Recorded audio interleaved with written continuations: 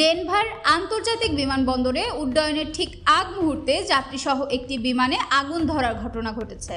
Boeing 737 max 8 মডেলের American এয়ারলাইন্সের flight নম্বর 3023 এর ল্যান্ডিং গিয়ারের সমস্যা থেকে এই দুর্ঘটনার সূত্রপাত হয় বলে জানায় কর্তৃপক্ষ। বিমানটিতে 173 জন যাত্রী এবং 6 জন ক্রু সদস্য ছিলেন। শনিবার স্থানীয় সময় বিকেল 2:45 ডেনভার থেকে মিয়ামিগামী এই ফ্লাইটটি রানওয়ের দিকে ছোটা শুরু করতেই হঠাৎ বিকট শব্দ শোনা যায়। কিছুক্ষণের মধ্যে বিমানের পেছনের অংশ থেকে ধোঁয়া ও আগুন দেখা যায়। প্রত্যক্ষদর্শীরা জানান পাইলট সঙ্গে সঙ্গেই উড্ডয়ন বন্ধ করে জরুরি ব্রেক করেন। এরপর যাত্রীদের স্লাইডের মাধ্যমে দ্রুত সরিয়ে নেওয়া হয়।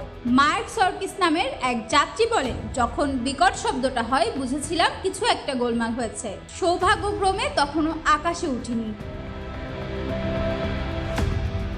বিমানবন্দরে উপস্থিত ফায়ার সার্ভিস কর্মীরা দ্রুত আগুন নিয়ন্ত্রণে আনেন। ডেনভার ফায়ার ডিপার্টমেন্ট জানায় 5 জনকে প্রাথমিক চিকিৎসা দেওয়া হয়েছে এবং 1 জনকে হাসপাতালে নেওয়া হয়েছে, তবে সবাই নিরাপদে বিমানের বাইরে আসতে সক্ষম হন।